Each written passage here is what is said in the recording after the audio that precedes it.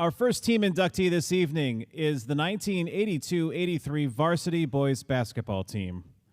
The 1982-83 Pirates compiled a 27-3 record and advanced to the IHSA Class AA Supersectional. And at the time they did this, understand Illinois only had 2 basketball classes, and Class AA was the class that included the largest schools in the state. They were 11-0 in the NCIC Conference, winning the conference title, and were champions in the Regional and Sectional tournaments. In the first game of the Rock Island Sectional, the Pirates prevailed over Geneseo 84-79 in an historic 5-overtime game. They then won the sectional with a 1-point win over Moline.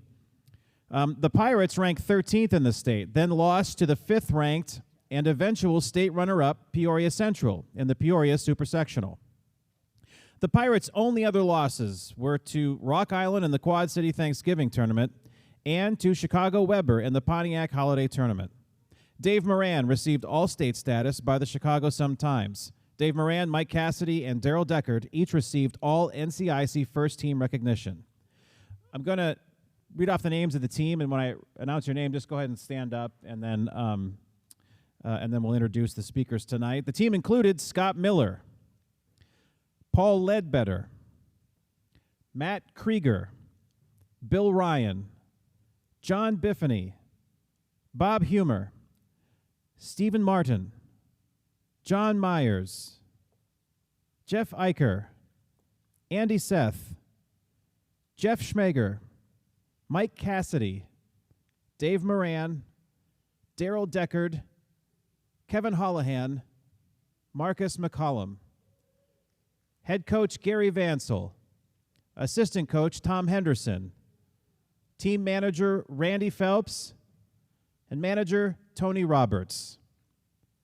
Let's give them a round of applause.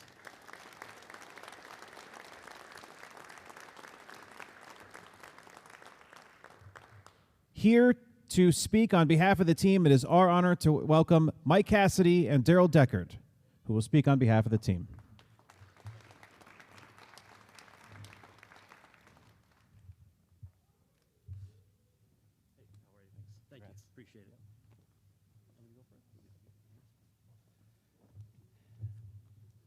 Hello, everyone. Thank you for being here tonight. On behalf of the 82-83 Pirates, I'd like to congratulate Jack Catlin, Jerry Couch, Sharon Eschbach, and the 1998 boys baseball team. We're proud to share the stage with all of you. We'd like to thank the OTHS Educational Foundation and Hall of Fame Committee for recognizing us tonight. To be honest, just being a Pirate and being part of a great team filled with a bunch of great guys and tremendous coaches was more than we could have ever asked for. Now to be inducted into the Hall of Fame, OTHS Hall of Fame, it's truly a cherry on top for our group. We'd also like to thank the teachers, coaches, and administrators who help guide, encourage, and motivate all OTH students to be better prepared for life after high school. We certainly appreciate and respect what they did for our student body, and very much recognize what they did for us as a group as well. Lastly, we would like to thank our cheerleaders, Ann Reardon, Missy Carr, Debbie Kirkpatrick, Teresa Einhaus, Renee Mathias, Missy Hoffman, Wendy Pillar, and Amy Girding for bringing the spirit to our pep assemblies. I still find myself singing "Don't Mess with the Best" because the best don't mess, or my favorite, "We Want the Tears to the Cavaliers." Incidentally, I think we had them crying 8 times over the years. Thank you, ladies. I was going to introduce my teammates, but thank you, guys. So, we were able to introduce, the guys who are with us, and we're missing a few just not being able to be here tonight, but on a very sad note, we've lost 2 teammates already, John Biffany in 2020 and Dave Moran just last year. Biff had a distinguished career as a major in the Illinois State Police. Dave followed in his dad's footsteps and was a teacher and coach at Lakeland Union High School in Wisconsin. As many of you know, Dave was our leading scorer and rebounder. He He broke the OTHS single game scoring record on senior night by going for 43 against Sycamore. And as you all know now, that he was all-state and all-conference. But what I think about when John and Dave, it's not necessarily goes right to basketball. It's just what outstanding guys they were off the court as well. In practice, Biff would draw the assignment of trying to move Dave off his spots. Granted, it was typically a futile attempt, but it's nice to imagine those two playing one-on-one and banging in the paint. So we think about those guys here tonight. At this time, I'd also like to, ask that Dave's wife, Kelly Moran, who we wanted her to come up on stage with us tonight, but she's down there. Thank you, Kelly, for being here. And then Dave's brother, Ron, who is here. If you wouldn't mind standing up, Ron.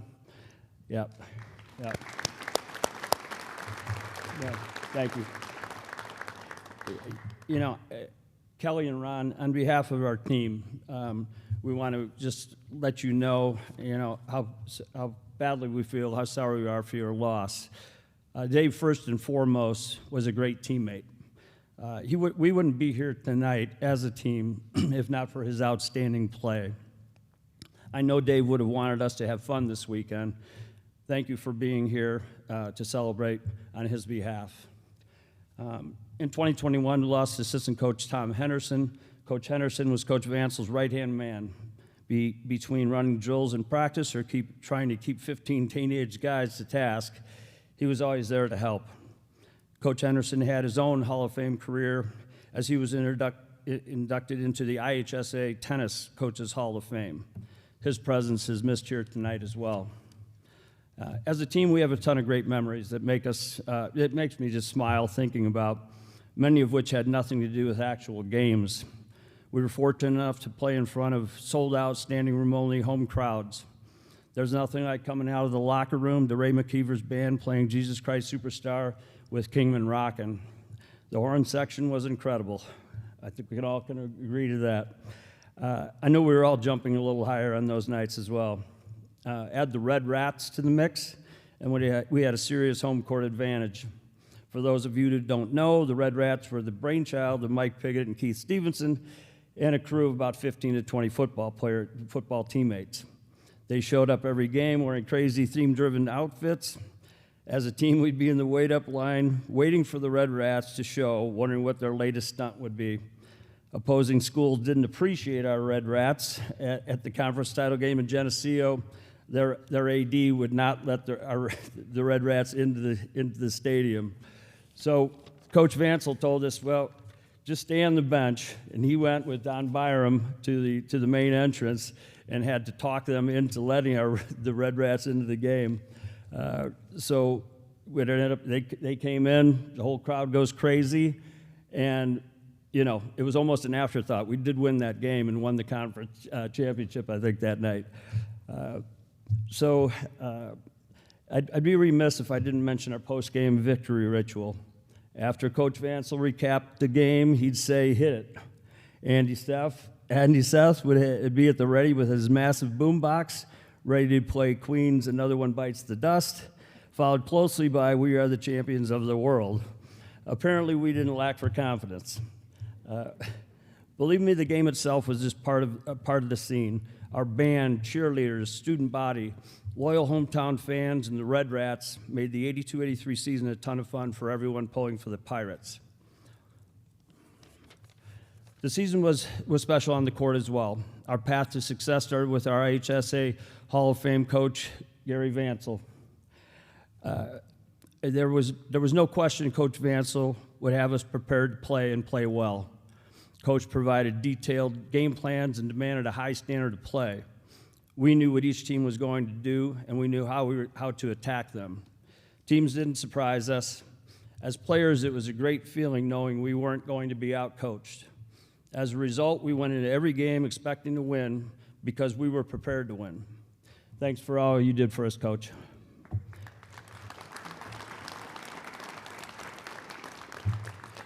We had some exciting games, beating Marquette big at home, LP twice, once for the regional title, Geneseo away for the conference title, Geneseo again in 5 overtimes in the first round of the sectionals, followed by winning a close one for the sectional title against Moline.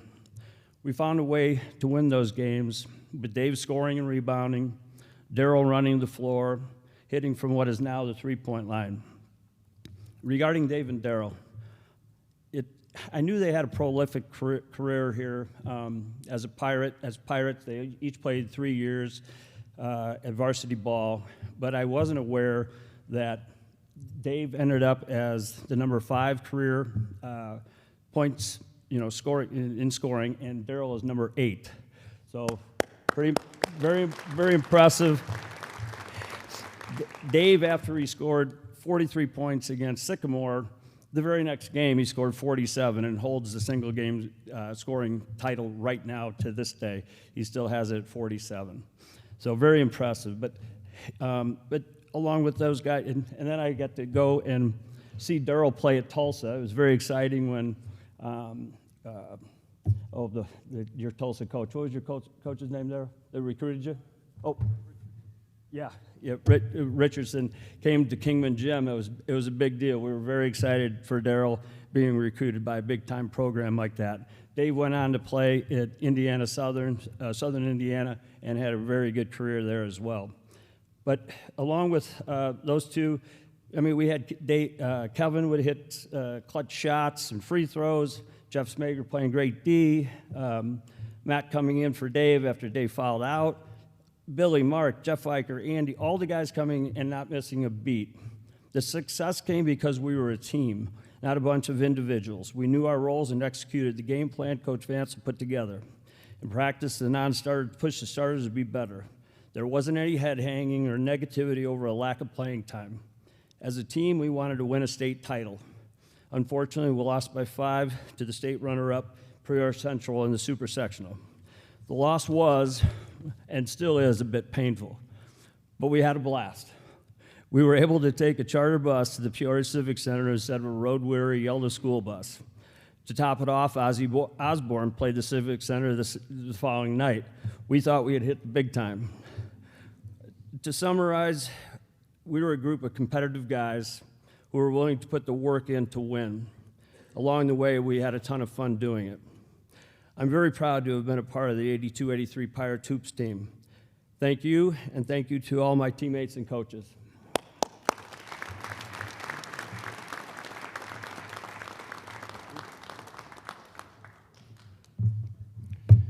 Good evening. As Mike mentioned, we're very heartbroken that Dave, John, and Coach Henderson are not here this evening to join us. Traditionally, co-captains would be up here representing their team, and I'm as honored as I am to be up here. I'm saddened that Dave is not up here talking to you. Dave and Mike were the best co-captains. Mike, the vocal leader and quarterback on the floor, and Dave, the silent, lead-by-example beast on the floor. But what they both had in common was dedication, passion, and the desire to make this team the best that they could be. This team was the most dedicated, hardworking, unselfish team, and that was evident with the success that we had. This included everyone involved in the program: starters, reserves, coaches, managers. The work began in the summer before. Even though guys were in summer baseball, had jobs, other commitments, the dedication by Coach Vancil and this team that summer was key to our success. In addition, there was an amazing sense of pride with this team. We didn't take for granted that we represented OHS, and it was an honor to be a Pirate. And Kingman Gym was our home, and we went undefeated that season. Part of that streak went on for a 45-game win streak. I'm going to end with comments that Dave's wife, Kelly, told the team. Dave would say he was only one member of the team and only as good as those around him. He admired every member of the 82-83 team for all their hard work and making him and the team better. Dave always said it was by far the best team he'd ever played on. We would all agree it was the best team we all ever played on. Thank you for this honor.